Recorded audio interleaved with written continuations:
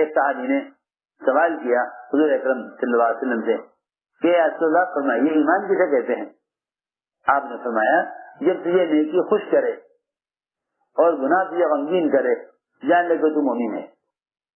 اذا سررت حسنتک وساءت سیئتک فانت مومن.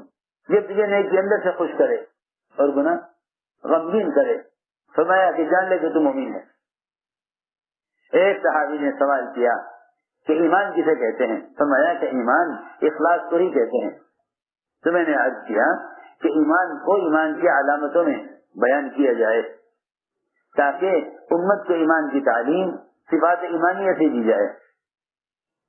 امت کو ایمان کی تعلیم دو ایمانی صفات سے, امت کو ایمان کی تعلیم دو ایمانی صفات سے کہ ایمانی صفات کیا ہیں, ایمان کی علامتیں کیا ہیں. ایک جماعت آئی حضور اکرم صلی اللہ علیہ وسلم کی خدمت میں, 7 آدمیوں کی جماعت. آپ نے دیکھتے ہی سمجھ لیا کہ یہ ایمان والے ہیں. فرمایا ما انتم, اس لیے کہ اس زمانے میں ایمان سنتوں کی شکل میں ظاہر ہوتا تھا. اس زمانے میں لوگ کہتے ہیں کہ ایمان تو دل میں ہوتا ہے, ظاہر کو مت دیکھو, خبر نہیں اس کا دل کیسا ہے, دل کے حال کی تو ہمیں خبر نہیں. دیکھو میری بات دھیان سے سننا, دلوں میں ایمان کے وجود کی علامت, دلوں میں ایمان کے وجود کی علامت اتباع سنت ہے. جو آدمی سر سے لے کر پیر تک سنتوں کے ساتھ مزین ہو, یہ اس کے دل میں ایمان کے ہونے کی علامت ہے. توجہ سے بات سننا بہت. جو شخص سر سے لے کر پیر تک سنتوں سے مزین ہو, یہ اس کے دل میں ایمان ہونے کی علامت ہے. لیکن آج کل عام طور سے مسلمانوں میں یہ ایک غلطی عام ہو گئی کہ بھائی ظاہر کو مت دیکھو کسی کے, کیونکہ ایمان تو دل کی چیز ہے, وہ کسی کو نظر آ نہیں سکتا.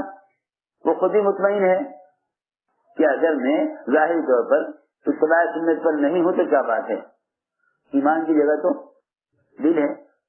توجہ سننا بات نہیں, دلوں میں ایمان کے وجود کا تقاضا ہے, یہ دلوں میں ایمان کے وجود کا یہ تقاضا ہے, دلوں میں ایمان کے وجود کا یہ تقاضا ہے کہ سنتیں اس کے ہر عمل سے ظاہر ہوں, سنت اس کے عمل سے ظاہر ہوں.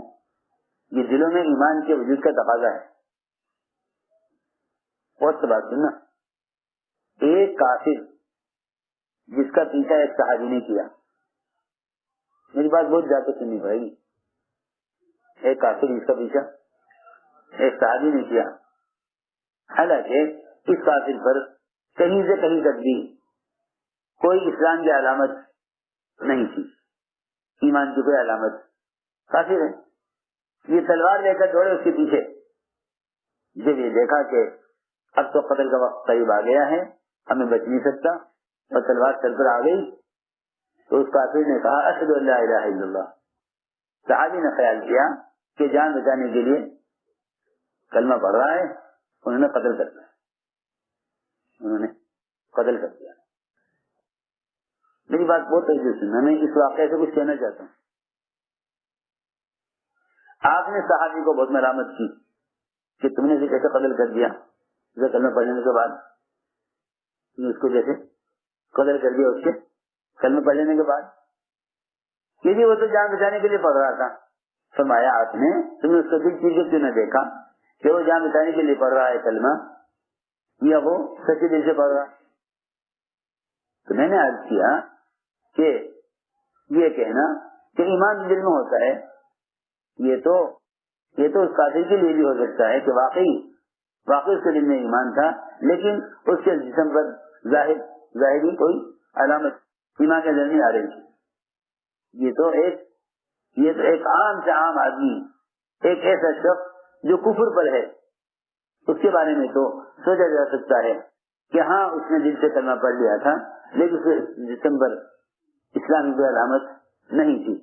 آپ نے یہ فرمایا صحابی سے تم نے حجی کا قتل کر دیا, حالانکہ تم نہیں جانتے کہ اس نے کلمہ دل سے پڑھا ہے. دل سے پڑھا ہے یا اس نے صرف زبان سے پڑھا ہے, جان بچانے کے لیے پڑھا ہے یا مسلمان ہونے کے لیے پڑھا ہے, اس نے کیسے قدر کر دیا. لیکن ایسا مسلمان جو اسلام میں پیدا ہوا, اسلام میں آنکھ کھولی, اسلام میں شعور پایا, وہ یہ کہے کہ ایمان تو دل میں ہوتا ہے, ظاہر سے کیا تعلق ایمان سے, ظاہر سے کیا تعلق ایمان کا, ایمان تو دل میں ہوتا ہے. کسی کے ظاہر کو دیکھ کر یہ نہ کہو کہ ایمان نہیں, ایمان دل میں ہوتا ہے. یہ بات کسی ایسے کے بارے میں سوچی جا سکتی ہے کہ جو ابھی کفر پر تھا, تلوار دے کر کلمہ پڑھ رہا ہے, لیکن مسلمان یہ کہے کہ ایمان تو دل میں ہوتا ہے, ظاہر کا دیکھنا. حضور اکرم صلی اللہ علیہ وسلم ان 7 آدمیوں کو دیکھ کر سمجھ گئے کہ ایمان والے ہیں. ان 7 کو دیکھ کر آپ سمجھ گئے. کہاں سے روایت میں ہے کہ آپ نے ہمارے حلیے کو دیکھا, ہماری بات کرنے کا انداز, ہمارا حلیہ, ہمارا ظاہر دیکھا. دل کے حال پر تو کوئی مطلع ہو نہیں سکتا, دل کے حال کو تو کوئی نہیں دیکھ سکتا. یہ کہا جائے کہ ایمان تو دل میں ہوتا ہے, دل کے حال کو تو کوئی نہیں دیکھتا. ایمان تو اسلام کی اطاعت کی شکل میں نظر آئے گا. تو آپ دیکھتے سمجھ گئے. آپ نے فرمایا کہ تمہارے ایمان کی کیا علامت ہے, تمہارے ایمان کی کیا علامت ہے. دیکھو یہ بات یاد رکھنا, دل سے کسی برائی کو برائی سمجھنا, دل سے کسی برائی کو برا سمجھنا, یہ ایمان کا سب سے کمزور درجہ ہے. ایمان کا سب سے کمزور درجہ ہے. سب سے کم تر درجہ ایمان کا یہ ہے کہ مومن منکر کو اپنے دل سے دعا کی قوت استعمال کر کے منکر کو ختم کرائے. یہ ایمان کا سب سے ادنا درجہ ہے. ایمان کا سب سے ادنا درجہ ہے. یہ ایمان کا سب سے ادنا درجہ ہے کہ منکر کو دعا کے ذریعے ختم کرائے. اگر زبان نہیں کھول سکتا اور ہاتھ نہیں چلا سکتا تو اپنے دل سے منکر کو بدلے. منکر کو دل سے بدلنا یہ ایمان کا سب سے کمزور درجہ ہے. ایمان کا سب سے کمزور درجہ ہے کہ منکر کو دل سے بدلے. دل سے کیسے بدلے کہ دعاؤں کے ذریعے اللہ سے کہہ کر منکر کے ماحول کو ختم کرائے. یہ ایمان کا سب سے کمتر درجہ ہے.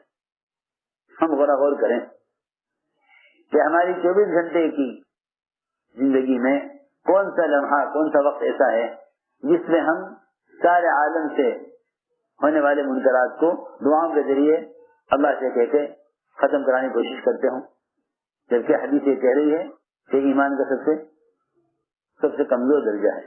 اگر یہ منکر کو دل سے نہیں بدلتا تو روایت میں ہے کہ پھر اس کے دل میں ایمان کا کوئی ذرہ باقی نہیں ہے.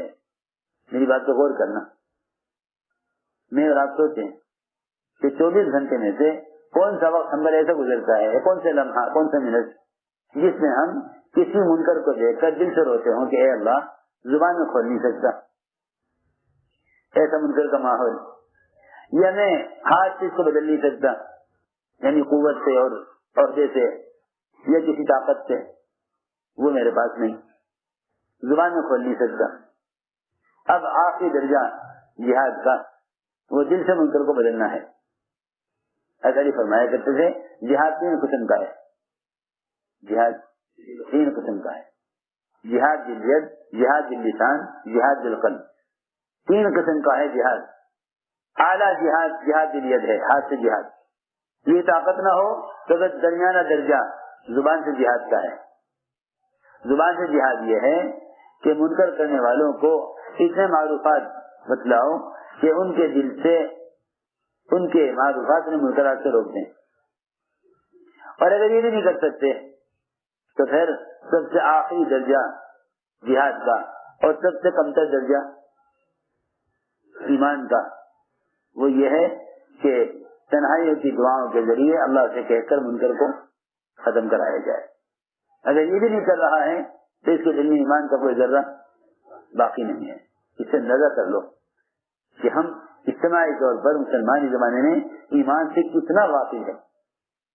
ایمان سے اتنا غافل، سوچو تو صحیح، اس کیفیت کے نہ ہونے کے باوجود یہ کہتے ہیں کہ ایمان کی کیا ضرورت ہے، ایمان والے تو ہیں ہم، جبکہ حدیث میں یہ ہے کہ اگر یہ منکر کو اب دل سے نہیں بدلتا تو پھر اس کے دل میں اس کے بعد کے ایمان کا درجہ باقی نہیں ہے، کہ اگر یہ منکر کو اب دل سے نہیں بدلتا تو پھر اس کے دل میں اس کے بعد کے ایمان کا درجہ باقی نہیں ہے۔